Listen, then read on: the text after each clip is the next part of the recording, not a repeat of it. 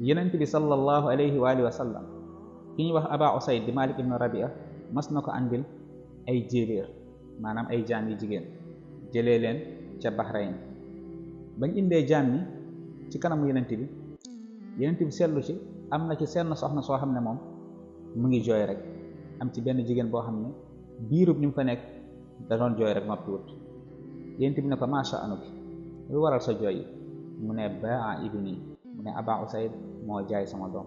allahu akbar, gis nga mbëggeel bu am diggante yaay ak doom. ndeysaan yonent bi ne ko loolu moo waral sa jooy bu ne ko waaw. yonent bi daal di wóolu Aba Usayd ne ko abi ata ibnaha ndax dangaa jaay doomam. Aba Usayd ne ko waaw.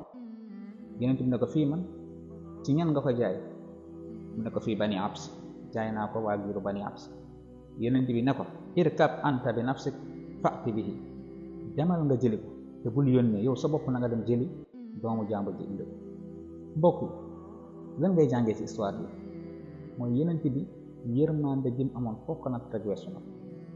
xoolal jéebéer yooyu jaam ñooyu dagan nañoo jaay moo xam doom ja wala ndey ja ndax ay jaam la ba noppi bokkuñ ci diine ji duñ ay jullit. waaye ànd ak loolu yépp ak li muy dagan ca jamono jooju ci yonent bi alayhi salaatu wasalaam yërmande yonent bi mooy ko muy tàkkale diggante yaay ak doom. lii la digal Aba Usayd ko delloo njëg li te nga dem jëli xale bi bu leen di tàkkale ndey ak doomam. jëf ji ñu mel Seydina Omar mos na ko jëf benn bés. Burayda nee na damaa toog ci benn jotaay man ak Seydina Omar ak ki ñuy wax Yarfa ak ñeneen ñi jékki rek dégg benn xale bu jigéen buy jooy jooy yi metti. Omar ne Yarfa demal nga xool xale bu jigéen boobu lan lay jooy. Yarfa dem ñëw na Omar ibn al-Khattab xale bu jigéen bi de dañoo jaay way juram maanaam dañoo jaay yaayam ci jéebéer yi la bokk ñu jaay yaayam bañ jaayee yaayam loolu lay jooy loolu moo waral jooy yi. ndeysaan Seydina Omar daal di mer daal di convoqué benn réunion d'urgence ci saasi daal di woo ne Yarfa woowal ma muhajirin ak ansaari ñëpp daal di daje. bañ ñëwee Seydina Omar ibn Khattab ne leen ndax léegi da ngeen di dog mbokk ndax xam ngeen li yonent bi wax ci dog mbokk nga xam ne yàlla sax nee na képp ku dog mbokk ma dog ko lëre bi dox sama diggante bi.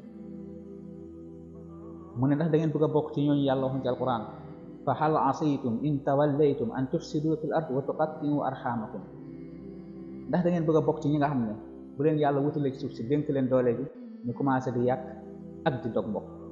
Omar ne leen ndax am na yàq bu gën a rëy tàkkale diggante ndey ak doom. ñëpp daal di ne nugum di déglu Seydina Omar. mu ne leen yonent bi alayhi salaatu wasalaam tere na kuy dog mbokk. ñu ne ko léegi loo ñuy digal loo ñuy sant ci mbir mi loo ñuy digal rek dañ ko def yow la ñuy déglu. Seydina Omar ne leen bis ni ki tey araam daganatul ci yéen ngeen di tàkkale ndey ak doom di jaay ndey bàyyi doom wala di jaay doom bàyyi ndey donte ni ay jaam lañ donte ni sax ci ci lislaam. le fait que ñu ngi seen suuf kilifteef rek fexe leen ngeen boole leen bañ ngeen tàkkal. allah bataaxal bii la Seydina Omar bind yónnee ko ci afaaq yëpp ci gox yëpp fépp foo xam ne gouverneur am mu ngi fa rek ñi nga xam ne ñoom la faloon ci gox ya goxaati mu yónnee la bataaxal yi.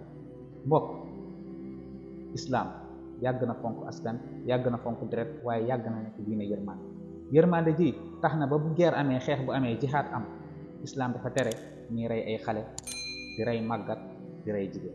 allahu akbar nga jànge ci nit xoolal Seydina Omar mu ngi dëppoo ak yonent bi alayhi salaatu wasalaam. wasalaamu aleykum wa rahmatullah.